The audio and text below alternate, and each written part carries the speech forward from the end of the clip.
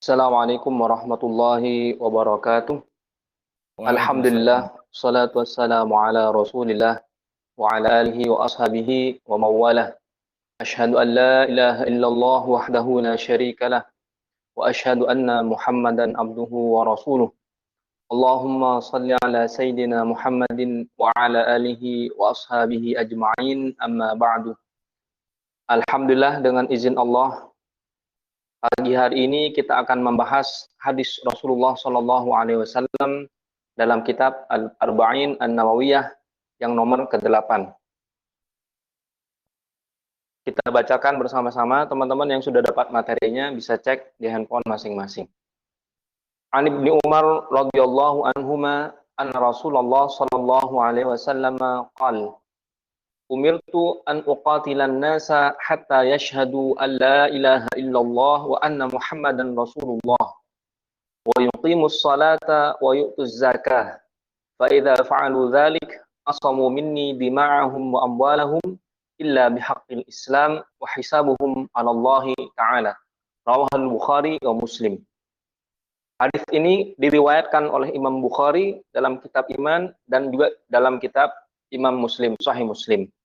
Maka rujukan kita pada pagi hari ini kita memakai kitab Al-Minhaj Syarah Sahih Muslim Ibnu Hajjaj. Di sini disebutkan An Ibnu Umar radhiyallahu anhuma, dari sahabat Ibnu Umar. Siapa Ibnu Umar ini? Ibnu Umar adalah anak dari Umar bin Khattab radhiyallahu anhu. Ibnu Umar masih kecil ikut hijrah bersama bapaknya Umar bin Khattab dari Mekah menuju Madinah Rasulullah Shallallahu Alaihi Wasallam. Jadi di sini disebutkan radhiyallahu anhuma. Kenapa disebut dengan anhuma, memakai dhamir untuk dua orang? Karena Ibnu Umar seorang sahabat dan bapaknya Umar bin Khattab juga seorang sahabat. Maka dalam hadis disebutkan radhiyallahu anhuma, bukan radhiyallahu anhu. Sahabat Ibnu Umar ini hijrah bersama bapaknya Umar bin Khattab dari Mekah menuju Madinah bersama Rasulullah Shallallahu Alaihi Wasallam. Kemudian beliau termasuk dari sahabat yang banyak meriwayatkan hadis Rasulullah Shallallahu Alaihi Wasallam. Hadis yang diriwayatkan oleh Ibnu Umar sebanyak 1.630 hadis. Meninggal ketika umurnya 83 tahun. Ketika masih kecil, Ibnu Umar mengajukan dirinya untuk ikut berperang kepada Rasulullah Sallallahu Alaihi Wasallam, tapi karena beliau masih kecil, Rasulullah menolak. Ibnu Umar tidak boleh ikut berperang. Ketika terjadi perang Badar, mengajukan dirinya untuk ikut berperang, kata Rasulullah tidak boleh, karena Ibnu Umar masih kecil. Ketika perang Uhud, Ibnu Umar juga mengajukan dirinya, ya Rasulullah, saya mau ikut perang. Kata Rasulullah, belum boleh, karena umurnya masih kecil. Barulah ketika peristiwa perang Khandaq tahun ke-5 Hijriah, Ibnu Umar mengajukan dirinya kembali kepada Rasulullah. Ya Rasulullah, saya ingin ikut berperang. Maka dengan izin Rasulullah SAW, di usianya yang 15 tahun, Ibnu Umar sudah boleh ikut berperang. Jadi teman-teman yang sekarang usianya di atas 15 tahun, seharusnya hadis ini juga sudah berlaku. Kata Rasulullah Sallallahu Alaihi Wasallam, umirtu an uqatilan nas hatta yashhadu an la ilaha illallah wa anna Muhammadan Rasulullah. Sesungguhnya aku diperintahkan untuk memerangi manusia sampai mereka berkata la ilaha illallah, tidak ada Tuhan selain Allah, dan Muhammad adalah utusan Allah. Dari sini banyak orang salah faham tentang hadis. Diperintahkan Rasulullah SAW untuk berperang. Ingat, kata al-qatlu dengan al-qital memiliki arti yang berbeda. Al-qatlu artinya diperintahkan untuk membunuh. Sedangkan al-qital diperintahkan untuk berperang. Tentu hadis ini jika kita pelajari asbabul wurudnya, turunnya di Madinah. Karena ketika Rasulullah SAW berada di Mekah, tidak pernah diperintahkan untuk berperang.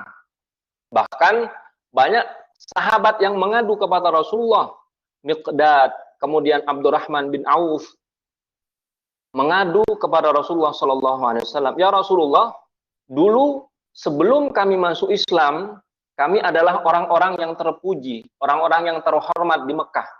Nah, sekarang begitu kami masuk Islam, kami dimusuhi oleh orang-orang kafir Quraisy di Mekah. Izinkan kami untuk memerangi mereka, ya Rasulullah.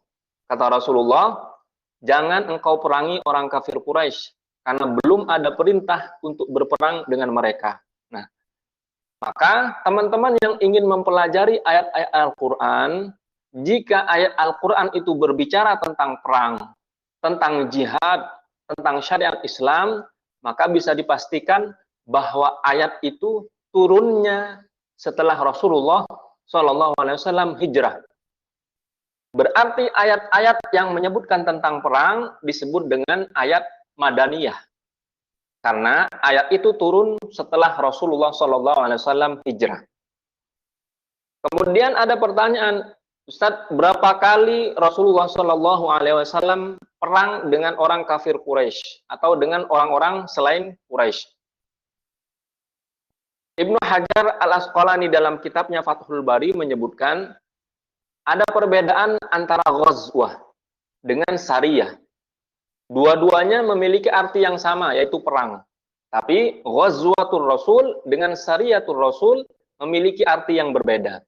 Ghazwah artinya perang yang dipimpin langsung oleh Rasulullah Shallallahu Alaihi Wasallam. Sedangkan sariyah adalah perang yang tidak dipimpin oleh Rasulullah Shallallahu Alaihi Wasallam. Maka teman-teman, untuk menjelaskan berapa kali Rasulullah Shallallahu Alaihi Wasallam berperang, kita harus terlebih dahulu paham perbedaan antara ghazwah dengan sariyah. Untuk perang yang dipimpin oleh Rasulullah, kata Al-Hafidh Ibnu Hajar Al-Asqalani dalam kitab Fathul Bari disebutkan, Rasulullah memimpin perang sendiri sebanyak 27 kali. Sedangkan perang yang tidak dipimpin oleh Rasulullah lebih daripada 70 kali. Artinya, selama 23 tahun Rasulullah SAW berdakwah, ada lebih 100 kali peristiwa peperangan.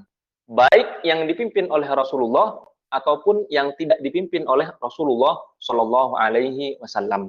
Maka, dari sini teman-teman kita bisa paham, Rasulullah pernah memimpin perang dan Rasulullah pernah tidak ikut dalam peperangan. Kemudian banyak orang yang menerima dakwah Rasulullah SAW dan banyak juga yang tidak menerima dakwah Rasulullah SAW. Yang menerima dakwah Rasulullah mereka masuk ke dalam agama Islam. Sedangkan yang tidak menerima dakwah Rasulullah SAW ditawarkan kepada mereka beberapa opsi. Yang pertama, mereka ikut masuk dalam agama Islam. Yang kedua, mereka boleh tidak memeluk Islam, tapi harus membayar jizyah. Dan opsi yang ketiga, kalau mereka tidak mau masuk dalam agama Islam, mereka akan diperangi oleh Rasulullah SAW dan para sahabat. Nah, kemudian teman-teman, paman Rasulullah SAW sendiri yang membela menerima dakwah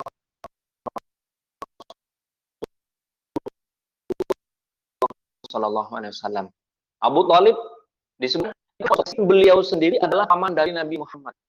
Tapi dengan izin Allah, sampai beliau wafat belum mau menerima dakwah Rasulullah Sallallahu Alaihi Wasallam. Kata beliau, Abu Thalib berkata, "Walaqad alimtu anna dina Muhammadin min khairi adyanil bariyati dina. Walau lal malamata aw hadhara masabbatin lawajadtani dzalika samhan mubina." Kalau seandainya saya tidak gengsi, kata Abu Thalib pamannya, saya tidak takut diejek oleh kaumku, pasti aku akan menerima dakwah dari keponakanku Muhammad. Tapi karena beliau gengsi, sebagai pemimpin Quraisy, beliau tidak mau bersujud kepada Allah.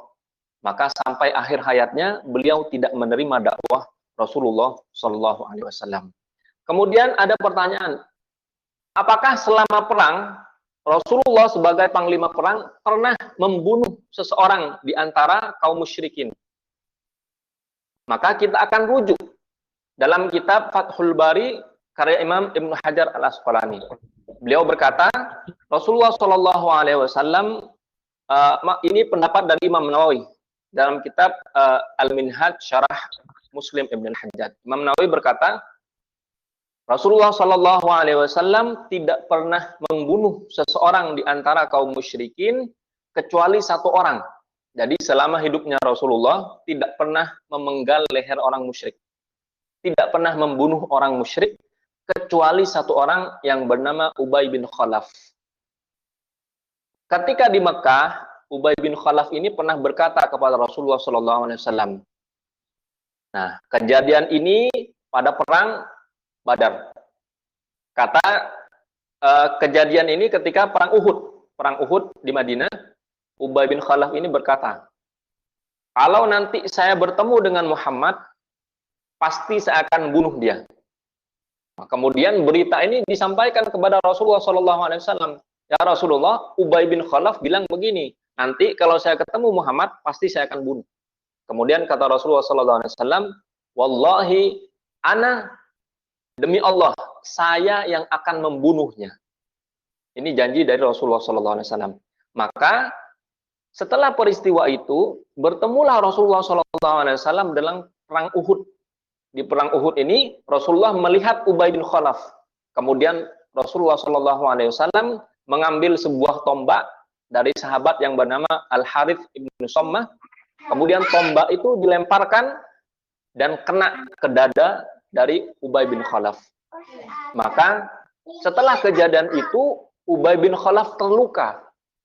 Kemudian Ibnul Qayyim menyebutkan, karena luka yang dirasakan oleh Ubay bin Khalaf, tombak yang dilemparkan oleh Rasulullah, dengan luka itu Ubay bin Khalaf meninggal.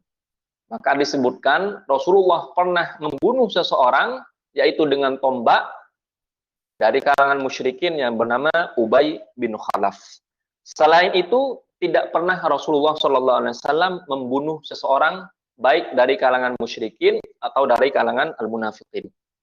Nah, kembali kepada hadis yang kita bahas hari ini, umirtu an uqatilan nas. Saya diperintahkan untuk memerangi manusia, bukan diperintahkan untuk membunuh manusia. Siapa yang diperangi oleh Rasulullah? Orang-orang yang tidak mau beriman kepada Rasulullah SAW. Hatta yashhadu alla ilaha illallah wa anna Muhammadan Rasulullah. Wa yuqimus shalah wa yu'tuz zakah.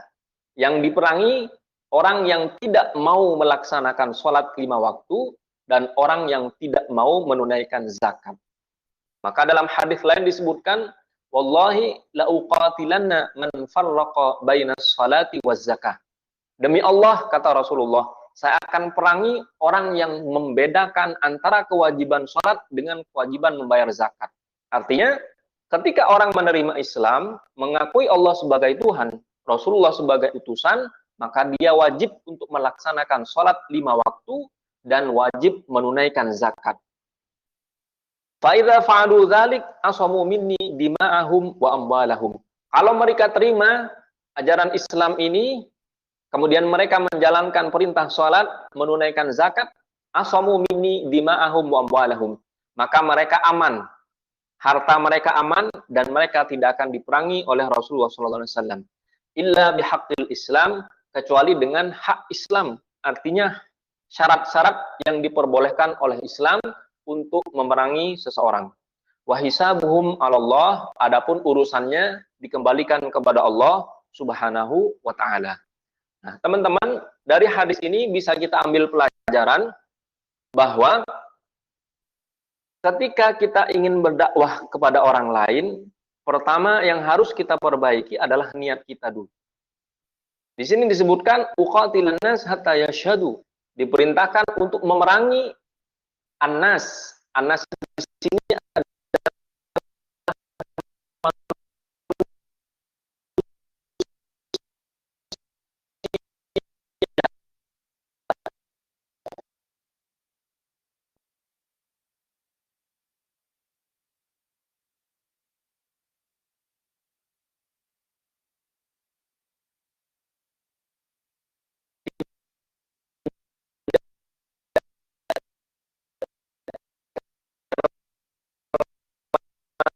masuk dalam golongan jin. Karena ada riwayat, kalau orang kita ajak untuk melaksanakan ibadah sholat, untuk menunaikan zakat, maka fa'in fa'alu dzalik, kalau mereka sudah melaksanakan, mereka sudah aman.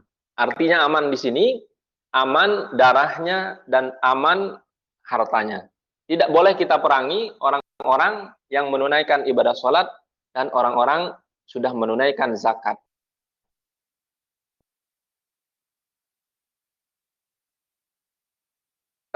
Tentang pentingnya kita untuk menunaikan semua yang sudah dibebankan oleh Allah kepada kita. Ibnu Umar, meskipun masih kecil, menawarkan dirinya kepada Rasulullah, ya Rasulullah, saya bisa nggak ikut dalam perang? Meskipun usianya masih kecil. Tapi karena imannya sudah kuat, maka semua kewajiban-kewajiban itu dijalankan oleh Ibnu Umar. Sampai istri Rasulullah SAW, Aisyah radhiyallahu taala anha, pernah berkata, "Ma ra'aitu ahadan alzamalil amri al-awwal min Ibnu Umar." Tidak pernah aku ketemukan seseorang pun yang menjalankan perintah Rasulullah SAW di awal-awal ini kecuali Ibnu Umar. Artinya Ibnu Umar ini selalu mengikuti Rasulullah SAW. Rasulullah lewat sebelah kanan, maka Ibnu Umar lewat sebelah kanan. Rasulullah lewat jalan, misalkan ketika belok kiri, dia ikut belok kiri. Sampai Rasulullah meninggal, Umar pun masih mempraktekkan bagaimana Rasulullah SAW berjalan, lewat mana Rasulullah SAW ketika berjalan. Saking ingin meniru Rasulullah SAW. Nah, untuk syahadat, kenapa diperintahkan untuk kita mengajak orang memeluk agama Islam? Ketika orang sudah mengucapkan kalimat syahadat, maka orang itu sudah terbebas. Meskipun di hatinya dia belum menerima syahadat itu. Tapi ketika dia sudah melafalkan kalimat syahadat, maka orang ini sudah masuk dalam agama Islam. Meskipun belum mau sholat, meskipun belum mau menunaikan zakat. Maka teman-teman, banyak orang yang hanya melafalkan 2 kalimat syahadat, tapi tidak bisa menunaikan perintah sholat, tidak bisa menunaikan perintah zakat. Bagaimana Ustadz solusinya? Dalam Al-Quran disebutkan, semua orang yang masuk Islam, mengucapkan kalimat tauhid, La ilaha illallah, Muhammadan Rasulullah, khalisan min qalbihi, kata Rasulullah, dakhalal jannah. Pasti masuk surga. Kita yang melafalkan kalimat syahadat ini, insya Allah, dengan izin Allah, pasti masuk surga. Dalam Al-Quran disebutkan, Wa in minkum illa waliduha. Tapi, meskipun kita sudah melafalkan 2 kalimat syahadat ini, kita tetap nanti akan berjalan di atas sirat. Di hari kiamat, kalimat ini yang akan memberikan syafaat kepada kita insya Allah. Sampai-sampai ketika Abu Talib, paman Rasulullah SAW, di akhir hayatnya, kata Rasulullah, Ya ammi, qul, la ilaha illallah, ahtajju biha indallah yaumal qiyamah. Bilang saja, wahai pamanku, la ilaha illallah, Muhammadur Rasulullah. Dengan 2 kalimat yang kamu katakan ini, saya nanti akan bertanggung jawab di hadapan Allah ketika hari kiamat. Tapi, karena dengan kesombongannya, karena dengan keangkuhannya, dan dengan gengsi yang dimiliki oleh Abu Talib, beliau enggan untuk mengucapkan 2 kalimat syahadat ini. Nah, maka, teman-teman, jika orang mengajak dakwah kepada kita, terimalah dakwah itu tanpa sedikit pun kita merasa ada kesombongan di hati kita, ada merasa tinggi hati. Nah, ini yang bisa kita bahas hari ini. Kita buka forum diskusi dan pertanyaan. Kami persilahkan kepada teman-teman.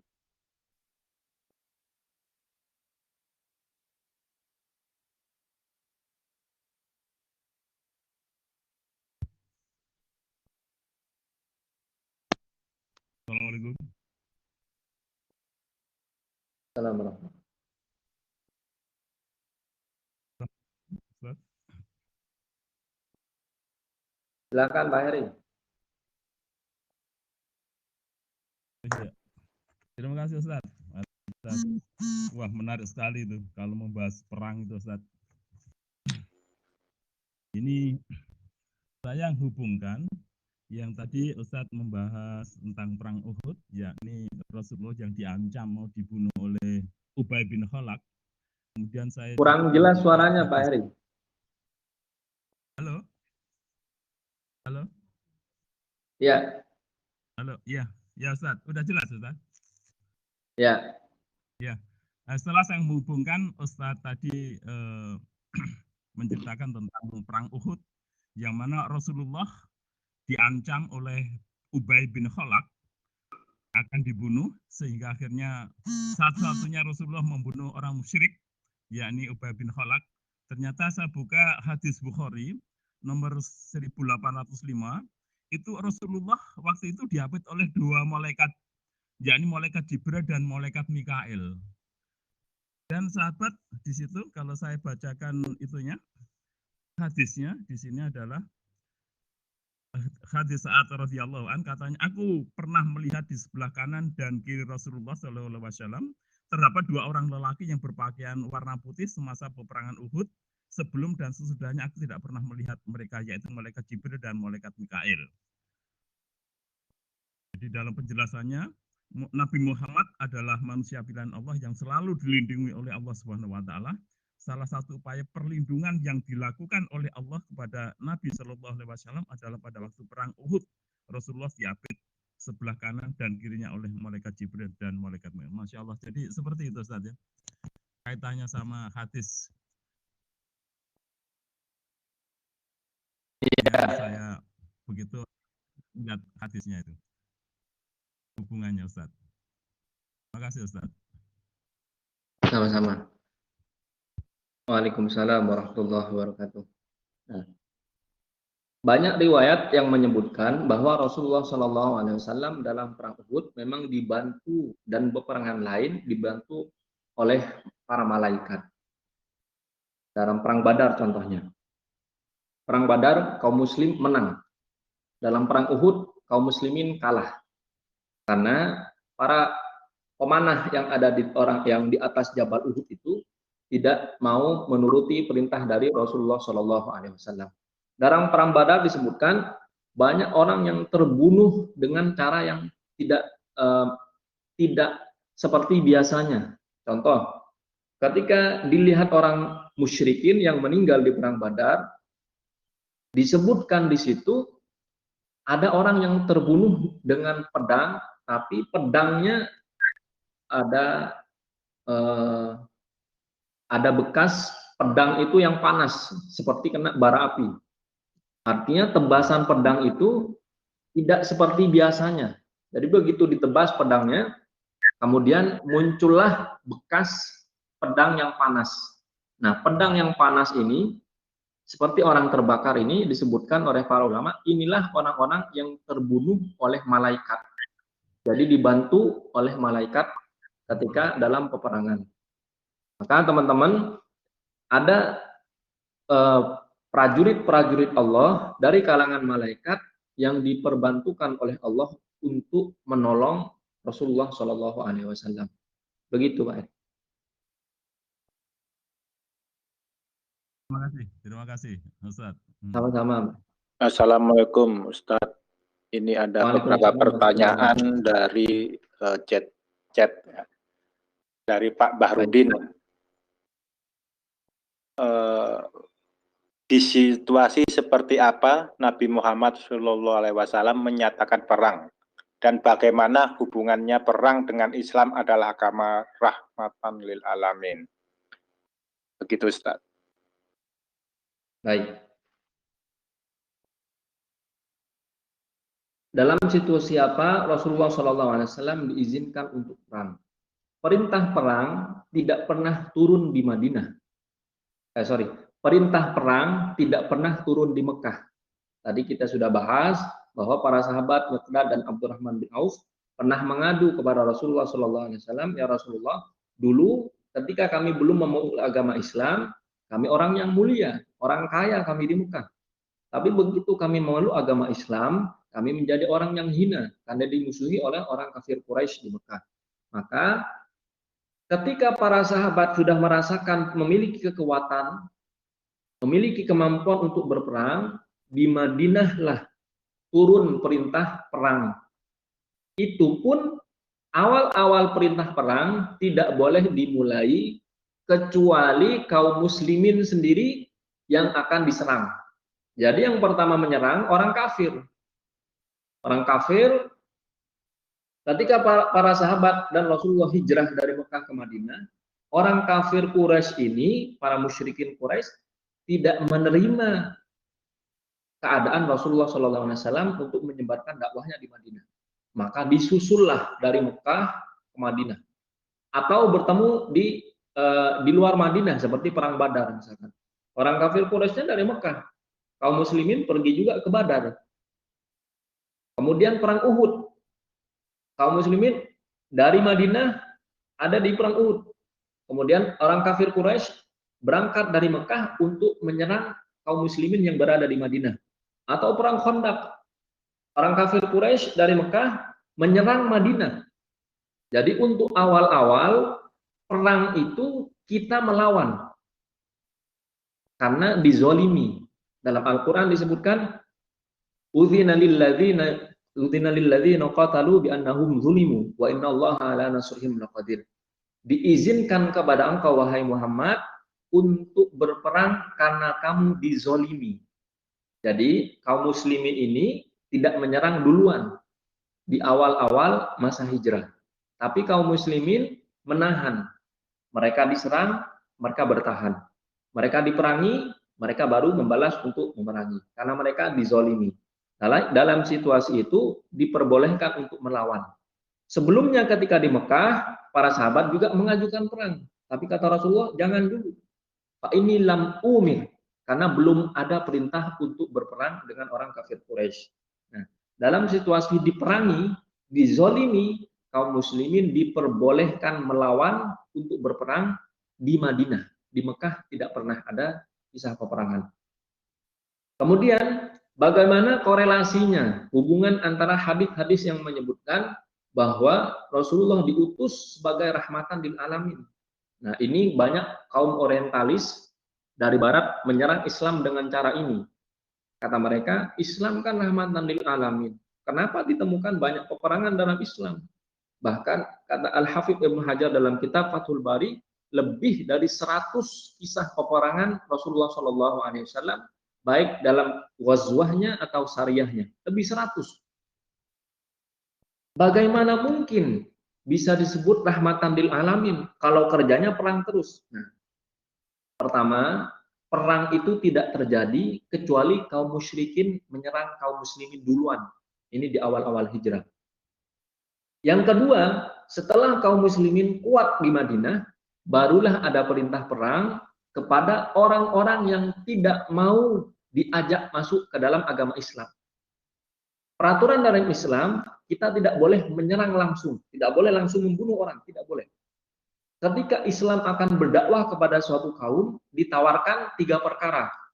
Pertama, ditawarkan Islam.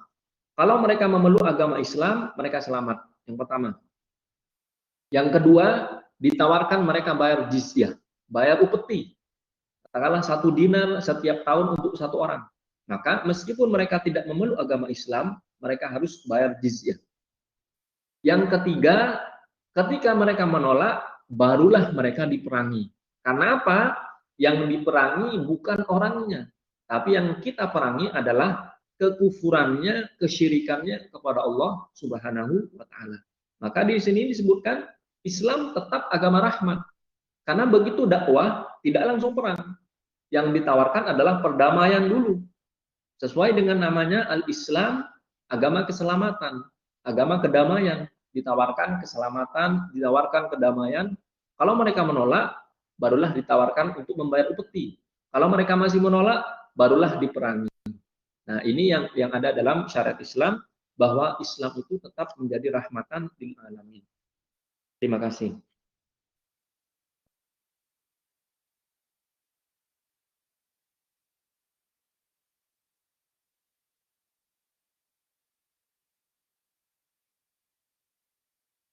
Baik, ada yang lain dari teman-teman ingin menambahkan?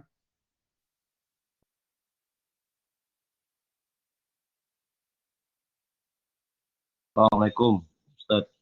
Waalaikumsalam warahmatullahi wabarakatuh.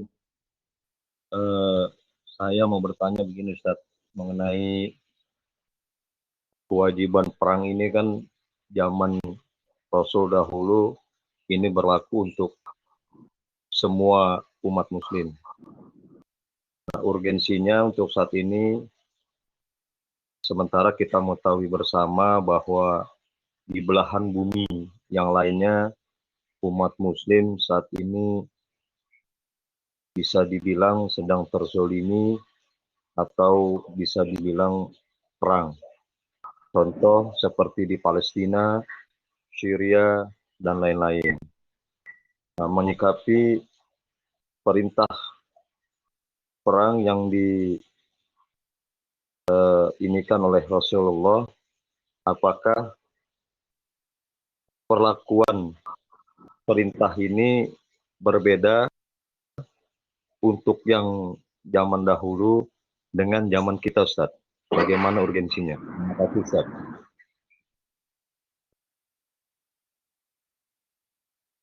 Baik.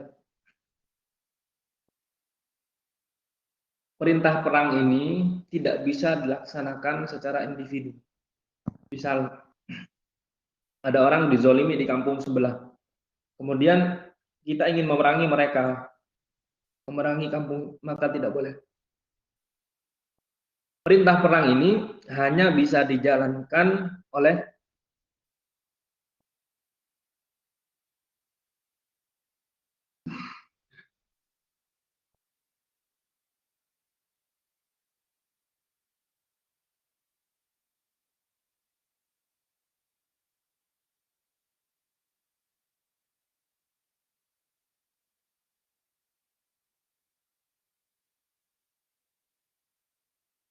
jadi yang berhak untuk menjalankan perang ini hanya ulil amr, pemerintah. Kalau pemerintah mewajibkan kita untuk perang, wajib militer, maka kita harus menjawab panggilan dari pemerintah. Kalau pemerintah tidak menyarankan kita untuk berperang, maka kita tidak boleh berangkat sendiri untuk berperang. Adapun kejadian-kejadian negara Islam yang diperangi oleh orang-orang kafir, seperti misalkan di Palestina, kemudian di Myanmar dan sebagainya, sudah disabdakan oleh Rasulullah Shallallahu Alaihi Wasallam dalam sebuah hadis yang sahih. Rasulullah Shallallahu Alaihi Wasallam bersabda, "Yushiku an tada'a lakumul umam, kama tada'al akalatu ala qas'atiha. Amin qillatin hina idzin ya Rasulullah, qala bal antum hina idzin katsir, walakinnakum muta'un kawtha'is sail." Kata Rasulullah Shallallahu Alaihi Wasallam, akan datang suatu zaman, di zaman itu kalian akan diperangi. Kalian akan jadi seperti daun-daun yang dimakan oleh ulat-ulat. Para sahabat bertanya, "Ya Rasulullah, apakah ketika kami diperangi oleh orang-orang kafir? Apakah ketika kami dizolimi orang-orang kafir? Dalam kondisi itu, jumlah kami sangat sedikit." Kata Rasulullah SAW, "Bal antum hina idzin katsir, walakinnakum muta'un kawtha'isal." Justru saat kalian dizolimi orang-orang kafir, saat kalian dimusuhi oleh musuh-musuh kalian, jumlah kalian sangat banyak. Seperti kita sekarang. Umat Islam adalah umat yang mayoritas, tapi kita bukan prioritas. Umat Islam jumlahnya paling banyak, tapi kita tidak mampu untuk bersatu. Maka ketika zaman itu sudah datang, umat-umat Islam yang berada di negara lain akan diperangi oleh orang-orang kafir. Dan kita, meskipun dalam kondisi yang banyak, tidak bisa berbuat apa-apa. Karena apa? Kata Rasulullah SAW, karena kita terlalu hubbud dunya wa karahiyatul maut. Kita terlalu cinta dengan dunia dan takut akan kematian. Ketika hubbud dunya masuk dalam hati kita, kemudian kita takut untuk kematian, maka kita akan diperangi oleh orang-orang kafir dan kita kondisinya tidak bisa melawan. Itu yang terjadi pada hari ini. Wallahu a'lam. Kami persilahkan yang lain.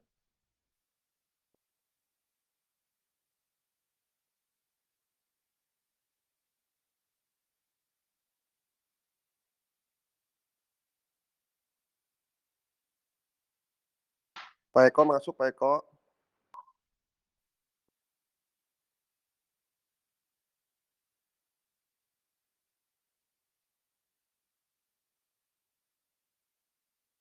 Baik, jika ada pertanyaan dari chat, tolong dibacakan, Pak.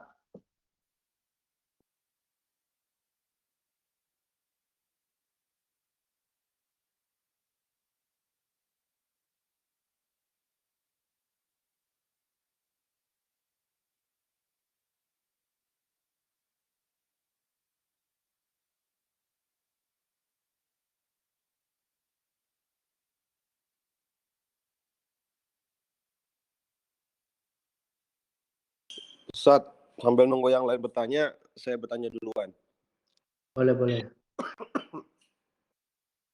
Mungkin saat ini perang kita bukan perang fisik kali ya.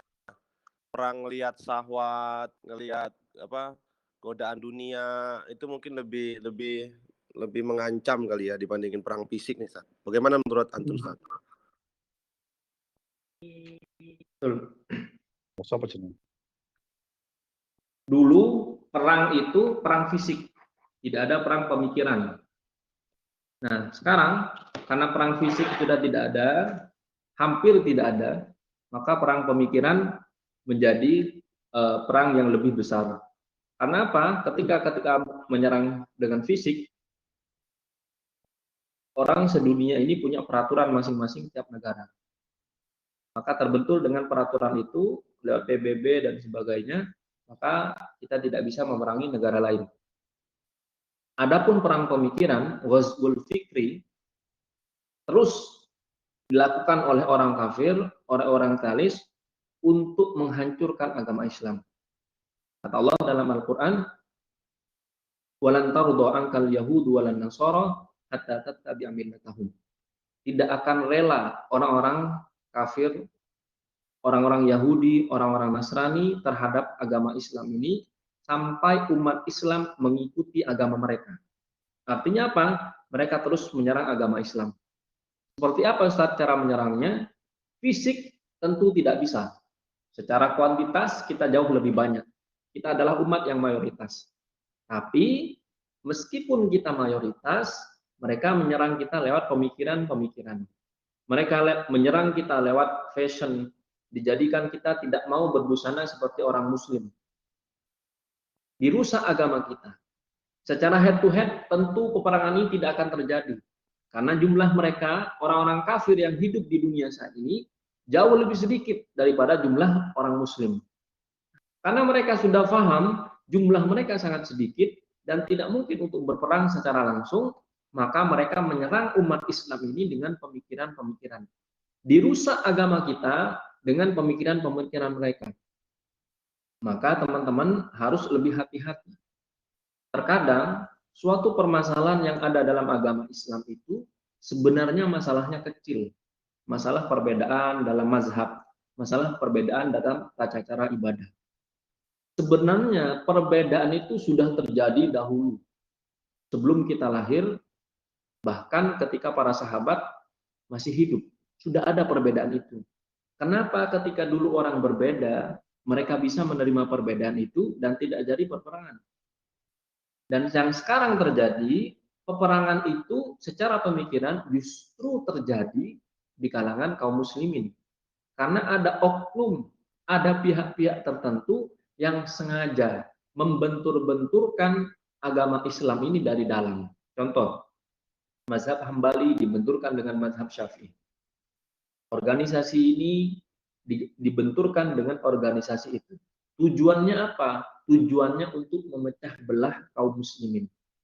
Karena kalau kaum muslimin bersatu, maka tidak ada satu negara pun yang bisa negara Islam. Tidak ada satu negara pun yang sanggup untuk menghadapi negara Islam. Tapi orang kafir ini tahu, maka dibikinlah kita sebagai umat muslim tidak bersatu. Kalau kita tidak bersatu, mudah untuk dipecah belah. Contoh, dalam Indonesia saja, perbedaan pilihan saat kita kemarin memilih seorang presiden, saat kita memilih seorang gubernur, perbedaan itu memang ada. Ada yang nomor 1, ada yang nomor 2. Kenapa orang dibikin bermusuhan? Nah, justru saat itulah saat yang tepat untuk membentur-benturkan, mengkotak-kotakkan umat Islam agar umat Islam ini tidak bersatu. Karena kalau bersatu, orang kafir pasti takut. Maka mereka bayarlah media, mereka bayarlah orang-orang yang bisa memiliki kapasitas, punya pendapat yang berbeda, kemudian pendapat yang beda itu diekspos. Termasuk dalam komunitas-komunitas kecil. Perbedaan itu sudah ada. Tapi kita yang sudah paham bisa menetralisir kenapa orang berbeda, kenapa orang memiliki pendapat yang tidak sama. Ketika kita tahu sudah dalilnya, ada ulama yang berpendapat seperti itu, sebaiknya kita mengikuti ulama. Saya mengikuti yang A, Anda mengikuti yang B, selesai. Karena sama-sama memiliki dalil. Nah, kalau ada orang yang terlalu saklek dalam perbedaan, bisa jadi orang ini sudah masuk dalam program-program oknum-oknum tertentu yang ingin memecah belah keutuhan umat Islam secara global. Wallahu a'lam. Terima kasih. Assalamualaikum Ustadz. Ada pertanyaan dari chat lagi dari Pak Iskandar. Assalamualaikum. Mengenai hadis singkat ini, di mana Nabi Muhammad SAW bersabda, mana haitukum anhu patani buhu. Beliau dahulukan larangan dahulu. Apa-apa yang aku larang maka jauhilah. Dan apa-apa yang aku perintahkan maka lakukanlah semampu kalian.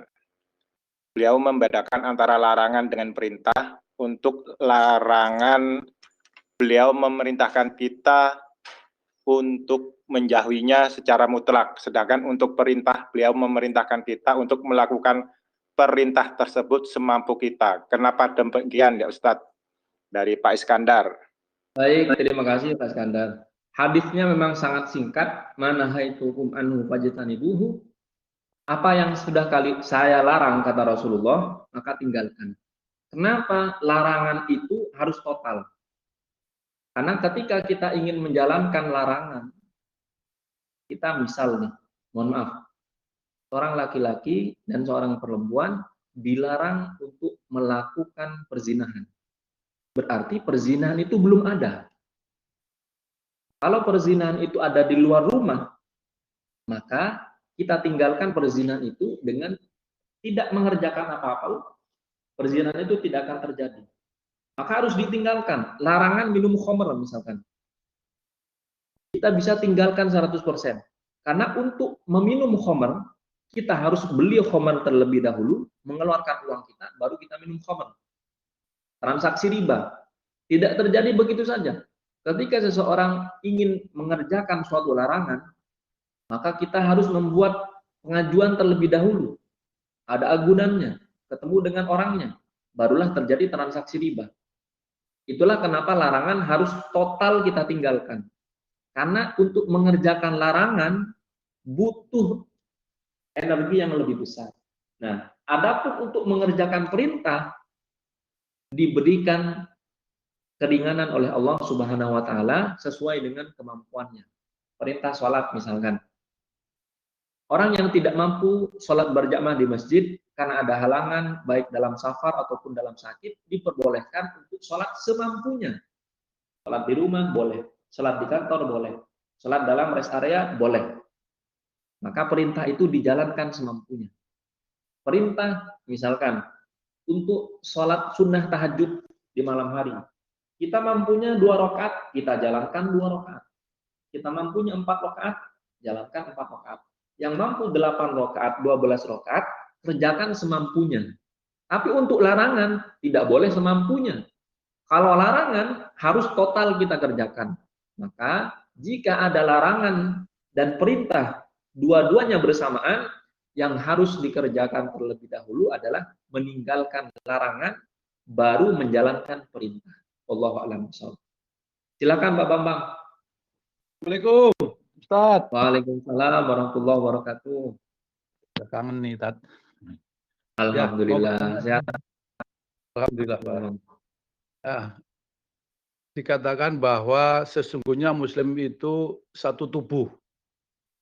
Laksana apabila anggota tubuhnya sakit, maka sakitlah yang lain. Maka apabila seorang Muslim didolimi oleh umat lain atau oleh golongan lain, maka sesungguhnya Muslim yang lain hukumnya wajib harus melindungi atau menolongnya. Pada hari ini kenyataan bahwa banyak sekali umat Muslim didolimi. Lalu kewajiban tersebut kapan hadir dan pada situasi seperti apa kita menjadikan harus membela dan dengan cara apa pada situasi yang sekarang ini di mana Muslim sendiri dengan Muslim tercapik-capik. Sedangkan perintah itu pada posisinya adalah wajib. Bagaimana Tat? Mohon penjelasannya. Baik, terima kasih Bapak. Yang pertama, hadis yang menyebutkan mathalul muslim kal jasad idza ishtaka minhu udhun tada'a lahu sa'iru jasadihi bil sahari wal huma. Kata Rasulullah SAW, seharusnya seorang muslim itu seperti anggota tubuh yang utuh. Idza ishtaka minhu udhun, kalau di antara tubuh yang utuh ini ada yang sakit, maka seharusnya tubuh yang lain juga merasakan sakit. Kalau tangan kanan sakit, maka tangan kiri akan membantu. Tangan kiri gatel, tangan kanan juga ikut menggaruk. Kepala yang sakit, maka seluruh tubuh tidak bisa tidur. Perut yang lapar, maka tangan dan kaki akan bergerak untuk mencari makanan. Seharusnya seorang muslim seperti itu. Nah, kenapa seorang muslim tidak mau peduli dengan saudaranya? Ini menunjukkan bahwa imannya yang tidak kuat. Orang yang imannya kuat sadar dengan hadis Rasulullah SAW bahwa kita beragama satu, menyembah Tuhan yang satu, nabinya satu, kiblatnya sama, cara sholatnya mungkin berbeda, tapi yang harus dilakukan ketika kita melihat saudara kita sedang sakit, seharusnya kita sakit. Lalu kenapa ketika ada orang sakit kita tidak sakit? Ada orang kelaparan, kita tidak merasa kelaparan. Ada umat Islam dizolimi di negara lain, kita tidak ikut bersedih. Kita cuek. Nah, ini yang terjadi kalau ada masalah dalam iman kita. Kata Rasulullah SAW, la yu'minu ahadukum hatta yuhibba li akhihi ma yuhibbuhu li nafsihi. Tidak sempurna iman kalian kalau kalian tidak mencintai saudara kalian seperti kalian mencintai saudara kalian sendiri. Jadi kalau ada orang sakit, harusnya kita sakit. Maka tidak sempurna imannya, kata Rasulullah, kalau ada orang sakit, kita tidak merasakan sakit. Kalau ada orang mendapatkan nikmat, kita tidak ikut bersyukur. Berarti imannya belum sempurna. Dulu para sahabat berkata, kunna la na'rifu fadla dirhamin ala fadli akhihi. Kata para sahabat, dulu kami tidak tahu apa perbedaan, apa keutamaan uang di atas persaudaraan. Wa nahnu fi zamanin kana. Kemudian kita sekarang berada di zaman uang, kekayaan lebih berharga daripada persaudaraan. Menandakan bahwa orang-orang yang hidup di akhir zaman ini prioritasnya bukan kepada hadis Rasulullah SAW, tapi prioritasnya kepada kekayaan, harta benda, dan kekuasaan. Kalau harta benda, kekuasaan, kedudukan, pangkat, jabatan, dan sebagainya lebih berharga daripada persaudaraan Islam, berarti ada yang salah dalam hatinya. Imannya bermasalah. Bahkan kata Rasulullah SAW, man adalla indahu mu'minun falam yansurhu wa huwa qadirun ala ayyan surahu adallahu Allahu bihi yaumal qiyamah bainal khalaik. Kata Rasulullah, ketika ada orang datang ke rumah kita, curhat kepada kita, minta bantuan kepada kita, nelpon kita, WA kita, dan kita mampu untuk membantu mereka, tapi kita tidak mau untuk membantu, kata Rasulullah ancamannya, orang yang mampu tapi tidak mau membantu, adzallahullahu, Allah akan menghinakan orang yang mampu ini kelak di hadapan para manusia di hari kiamat. Maka tugas kita adalah meskipun kita mungkin kita tidak tahu Maka sebagai seorang muslim, kita tanyakan kabar saudara muslim kita. Bagaimana kabarnya Pak? Sehat, Pak Bambang? Alhamdulillah, dan sebagainya. Karena ada orang-orang yang mungkin tidak mengeluh, tapi tidak mau bercerita. Tidak mengeluh, dia punya masalah. Tidak mengeluhkan kepada manusia. Maka seorang muslim harus bertanya terlebih dahulu. Dulu orang-orang yang beriman, Pak, mohon maaf, ketika ada saudaranya bermasalah, kemudian dia tidak tahu, maka orang muslim yang punya iman yang bagus ini merasa bersalah. Kenapa saudara saya punya masalah, saya nggak tahu. Kenapa saya nggak tanya? Bukan menyalahkan orang yang tidak curhat. Misal nih, ada seseorang teman kita di MTR punya masalah, terkendala finansial misalkan, atau ada rumah tangganya yang sedang bermasalah. Maka orang muslim yang baik, dia merasa salah terlebih dahulu sebelum menyalahkan orang yang bermasalah. Kenapa saya nggak tanya kondisinya? Kenapa saya nggak ke rumahnya? Mungkin dia sedang sakit, mungkin sedang kekurangan makanan, mungkin kekurangan uang dan sebagainya. Nah, orang yang seperti ini, insya Allah dijamin menjadi umat Rasulullah Shallallahu Alaihi Wasallam. Karena kata Rasulullah Shallallahu Alaihi Wasallam, "Wallahu fi aunil abdi, maka dan abdu fi auni akhihi." Sesungguhnya Allah akan senantiasa menolong orang yang menolong saudaranya ketika dia menolong orang lain. Jadi Allah selalu menolong kita, Pak, dunia akhirat. Kalau kita menolong saudara kita di dunia. Dalam hadis lain disebutkan, barang siapa yang menolong saudaranya di dunia, saudara muslim, maka nanti di hari kiamat Allah akan menolong dia, memberikan naungan di saat matahari hanya berjalan satu jengkal. Wallahu a'lam bishawab. Demikian Pak Bambang. Terima kasih Ustadz. Berarti ini MTR ini tepat sekali ya, berdakwah bersama, berdakwah dalam sahabat dalam dakwah, sangat tepat ya Tad ya. Alhamdulillah, alhamdulillah. Jazakallah khairan katsir. Selanjutnya Ustadz, Ya. dari yang chat dari Pak Surya. Korelasinya dengan Perang Ambon tahun 99, apakah terlaksana karena fatwa ulama atau karena pemerintah diam? Syukron. Wallahu a'lam, saya tidak tahu. Wallahu a'lam. Selanjutnya.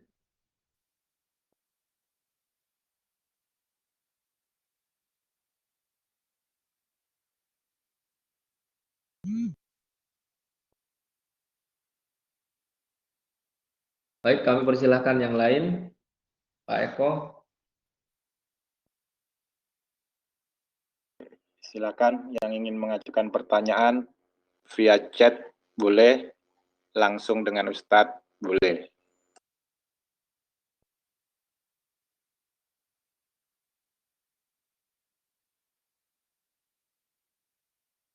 Assalamualaikum. Boleh nambahkan kalau nggak ada yang lain, Ustaz? Boleh, Pak Heri. Ini saya baca di hadis riwayat Ibnu Sini itu ternyata setiap perbuatan dosa yang dikerjakan Adam itu kan dicatat karena berdosa. Tapi ada Mohon maaf, Pak Heri, boleh dikeraskan suaranya? Halo, ya. Silakan. Saya baca di hadis riwayat Ibnu Sini bahwa sebetulnya setiap perbuatan dosa yang dikerjakan anak Adam kan dicatat kecuali 3 macam, Ustadz. Yakni seseorang yang berdosa dalam perang dan juga seseorang yang berdosa kepada istrinya agar menjadi rela, dan yang ketiga berdosa pada 2 orang yang sedang bersengketa.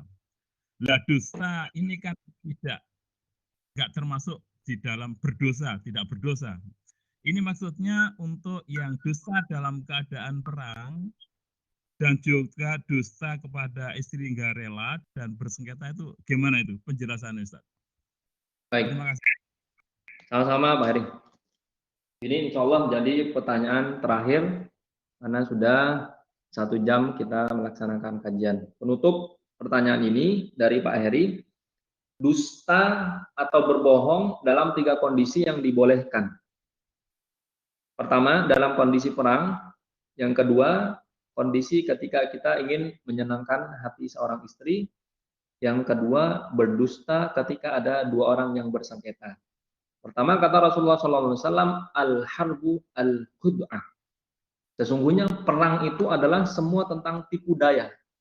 Jadi diperbolehkan ketika kita berbohong dalam peperangan. Contoh, kaum muslimin akan berang dengan kaum musyrikin. Ditanya oleh kaum musyrikin. Orang kafir bilang, berapa jumlah kamu? Orang muslim bilang, wah jumlah kami 10.000. Padahal jumlah kita cuma 5.000. Maka ini diperbolehkan dalam perang. Karena apa? Semua yang terjadi dalam peperangan, semuanya tentang strategi. Tipu menipu, kata Rasulullah SAW. Maka diperbolehkan kita berbohong dalam peperangan. Yang kedua, berbohong ketika seorang suami ingin menyenangkan hati seorang istri. Contoh Pak Heri, istri masak. Mah lagi masak apa nih?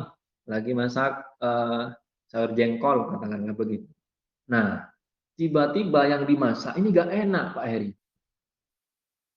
Karena kita makan di depan istri, untuk menyenangkan hati istri, maka meskipun gak enak, Pak Heri makan aja jengkol itu. Dimakanlah habis satu piring jengkol itu. Padahal gak enak. Nah, kita mau bilang gak enak, nanti istri sakit hati, tersinggung, gak mau masak lagi. Maka kita dianjurkan, diperbolehkan dalam hal ini berbohong seorang suami kepada istri. Dalam hal ini saja Pak Heri. Dalam hal lain tidak boleh. Contoh, istri Pak Heri bilang, Pak mau kemana? Oh saya ada urusan nih, ada kajian MTR. Tiba-tiba Pak Heri gak hadir kajian. Dia datang ke tempat lain, ternyata bertemu dengan seseorang. Nah, ini yang tidak boleh Pak Heri. Jadi untuk menyenangkan hati istri, misal dalam masakan boleh. Tapi berbohong dalam hal lain tidak diperbolehkan. Kemudian yang terakhir, berbohong ketika ada dua orang yang sedang bersengketa. Ada Pak Ahmad dengan Pak Abdul nih, lagi berantem. Abdul nyariin Pak Ahmad. Kata Pak Ahmad, mana nih si Abdul nih? Gue cariin dari pagi gak ketemu. Ketemu dengan kita. Pak Abdul nanya, Farhan ketemu Ahmad nggak? Nah, meskipun saya tadi pagi ketemu nih, saya ketemu dengan Pak Ahmad, maka kata Rasulullah kita dianjurkan untuk berbohong untuk menyelesaikan orang yang sedang bersengketa.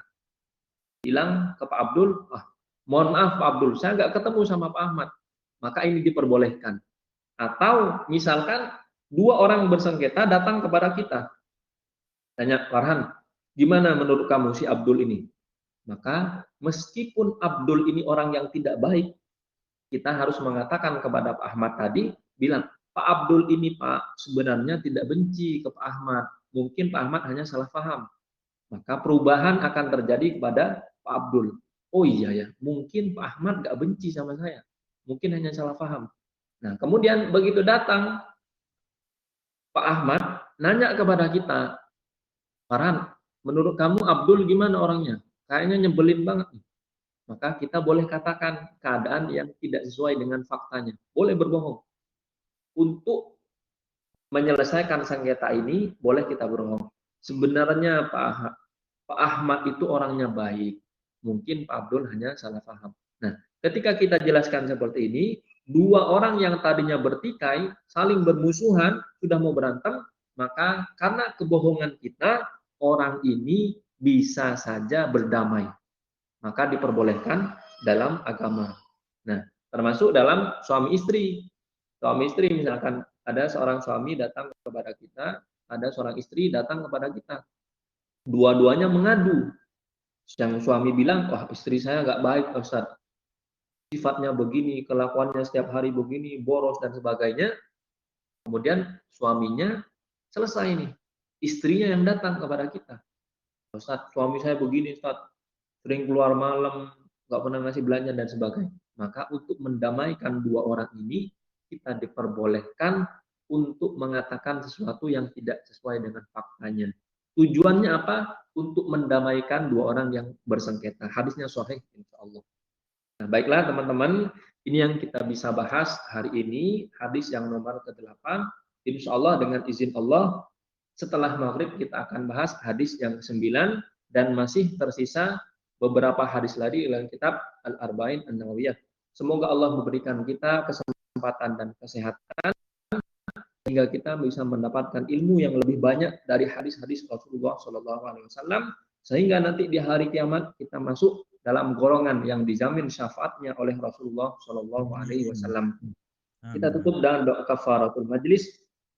Subhanakallahumma wa bihamdika asyhadu an la ilaha illa anta astaghfiruka wa atubu ilaik. Wassallallahu ala sayyidina Muhammad. Wassalamualaikum warahmatullahi wabarakatuh. Waalaikumsalam. Terima kasih Ustaz Farhan. Pak Ustaz, semoga sehat selalu, barakah, amin. Amin amin ya Allah. Pak Samsudin sehat, Pak Samsudin. Alhamdulillah, rabbil alamin. Ustaz, assalamualaikum warahmatullahi wabarakatuh untuk semuanya. Ya. Assalamualaikum warahmatullahi wabarakatuh. Sehat semuanya. Sehat selalu semuanya. Masya Allah. Mana yang Mudah-mudahan. lain? Video yang lain mana nih?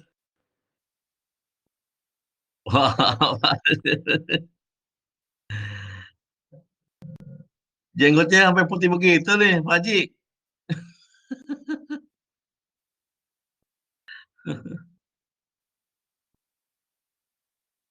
Yang lain mana yang lain? Nggak ada ya. Oke, kita ketemu maghrib ya. Terima kasih. Assalamualaikum warahmatullahi wabarakatuh. Waalaikumsalam warahmatullahi wabarakatuh.